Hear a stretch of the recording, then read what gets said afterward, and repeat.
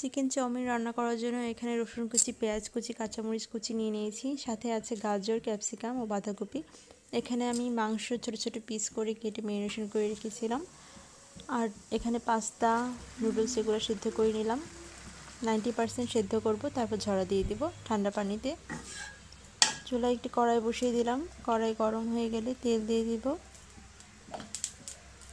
তারপর আগে থেকে ম্যারিনেশন করে রাখা মাংসটা একটু ভেজে নেব। এখানে আমি soya sauce, tomato sauce, black pepper, আদা, রসুন এসব দিয়ে ম্যারিনেশন করে রেখেছিলাম। এখন এটা ভালো মতো ভেজে নামিয়ে রাখবো।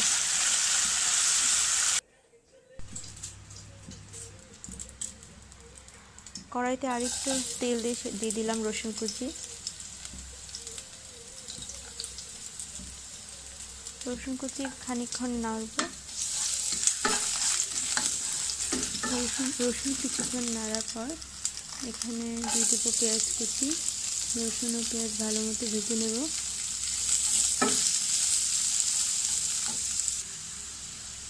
দিয়ে দিলাম গাজর ও ক্যাপসিকাম। এখন এটা কিছুক্ষণ ভেজে নেব।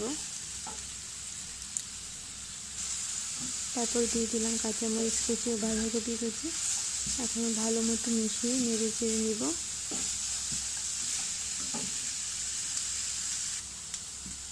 এখানে প্রায় সিদ্ধ হয়ে এসেছে।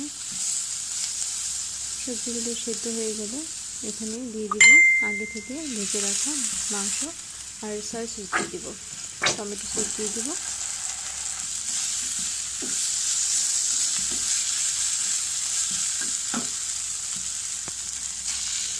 মাংস দিয়ে দিলাম। এখন মাংসটা সবজির সাথে ভালো করে মিশিয়ে কিছুক্ষণ রান্না করে নেব।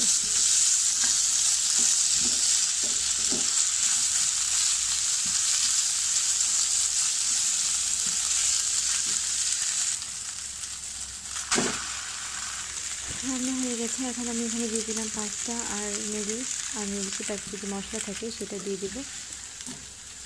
এখন ভালো মতো নেড়ে চেড়ে মিডিয়াম টু লো হিটে রান্না করব। আমার রান্নার ভিডিও যদি আপনাদের ভালো লাগে অবশ্যই লাইক দেবেন এবং চ্যানেলটা সাবস্ক্রাইব করে দেবেন। এখানে আমার রান্না প্রায় হয়ে গেছে। ব্যাস আমার রান্না শেষ। আপনার যদি ভালো লাগে অবশ্যই